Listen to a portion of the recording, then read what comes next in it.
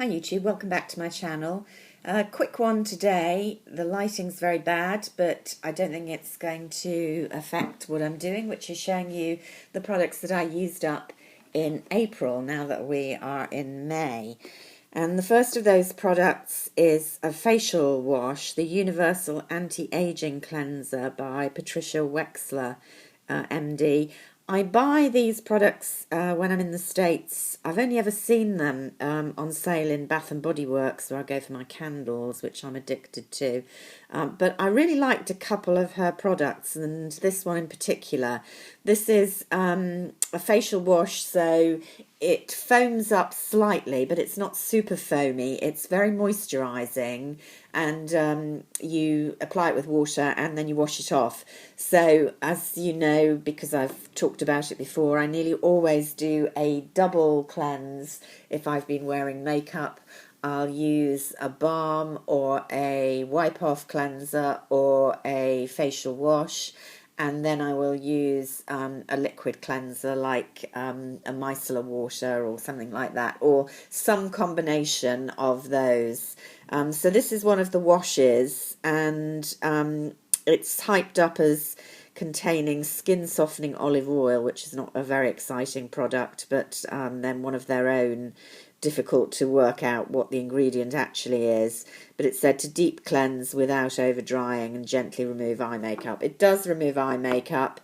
It does leave you with quite soft skin, and as a facial wash goes, I like it. I paid $16 for it, and I probably had some discount, as you always do in Bath and Body Works. So hopeless to get it over here in the UK, but I always stock up when I'm in the States, and as a basic wash off that's okay to use on the eyes, I like that one.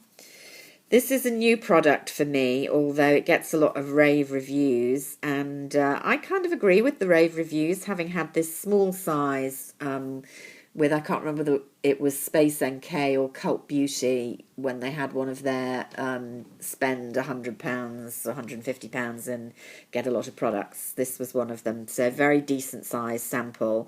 This is liquid gold with glycolic acid, so it's one of those lotions that you use, interestingly and rather counterintuitively, instead of a moisturiser. So it feels like it's going on as a toner cleanser, and you think, oh, I need to put on my serum or my moisturiser afterwards. But in order to get its best pH balancing effects overnight, you just use this as your final step.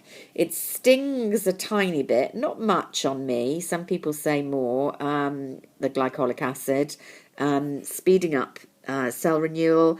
I did feel that it made a difference using it 2 or 3 times a week, and I have bought a full-size bottle replacement. So I did like it.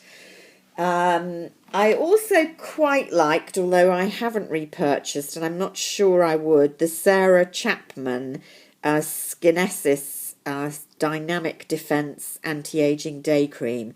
I'm really trying a whole bunch of day creams. I haven't found the perfect one.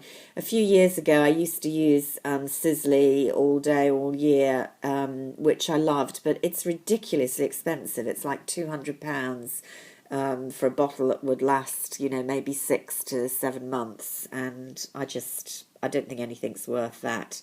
I'm not keen on the fact this only has an SPF 15, although you can wear a separate sunscreen. I quite like to have my sunscreen, or at least a good sunscreen, in my day cream. It's just one less layer of gunk going on the face. This did feel very nice on the skin, made the skin feel well protected and smooth, sunk into just the right amount, quite a creamy texture. I wasn't keen on the fragrance. Very, very floral fragrance. I don't mind fragrance products, but it just depends what the fragrance is, and I wasn't keen on this. So I liked it, but not a lot, not enough to buy it. It's quite expensive. This product I didn't like at all. This was an eye cream for serious dark circles and chronic puffiness, so I guess I was expecting to do too much all at once. My main problem is the serious dark circles, which are a real problem now. And I didn't find this worked at all. Haven't really found much about it on the internet. I'm sure it's out there. Can't remember why I actually bought this. It looked kind of medical and serious, so I couldn't believe that it would make absolutely no difference at all. But then I'm a sucker for these things. The other thing I didn't like about it, I haven't used it up completely, is that after a couple of months, and it takes a long time to work through an eye cream, particularly in a big tube like this, it's separated quite badly in the tube, so you would squeeze and just get a lot of colourless gunk coming out, water basically, before the cream. So I've decided to ditch that. I don't know if it means it's going bad or whatever. Didn't really work for me. Shan't be getting that again. And then just a few odds and ends. I always go through these. I like them a lot. Talked about that before. The Mitchum's 48-hour deodorant. This was, I don't know, something giveaway at a hotel, natural extracts, shampoo and conditioner. I used it as a bubble bath. Much nicer was the lime, basil and mandarin bath oil. I was having a clear out at my mum's and came across a bunch of these small bottles. I sold most of them on eBay because they were unopened. This one had been opened. The interesting thing about this is it's got the sticky-on label from Walton Street. And I think this goes back to the time when Jo Malone, before she'd sold out to Estee Lauder in the 90s. I can remember going and actually having a facial there. And the bottles were kind of far more almost homemade. Still pretty much the same design as they have now. But, you could tell the labels were just kind of stuck on at home where she was kind of producing. And the interesting thing was, as old as this bath oil was, and it had been opened, which was why I used it up and didn't try to resell it, the fragrance was as strong as ever, which it isn't these days. Hey-ho, things change. And what else? I used up a perfume sample. This was Serge Lutsen's Bois de Violette, which when I was sampling Missia by Chanel, I wanted to compare it with this, which I'd had a decant from Perfume Garden, I think, and it's not for me as a long-term fragrance, but it was interesting comparing it. It's another, obviously, woody violet with Missia, which is much sweeter.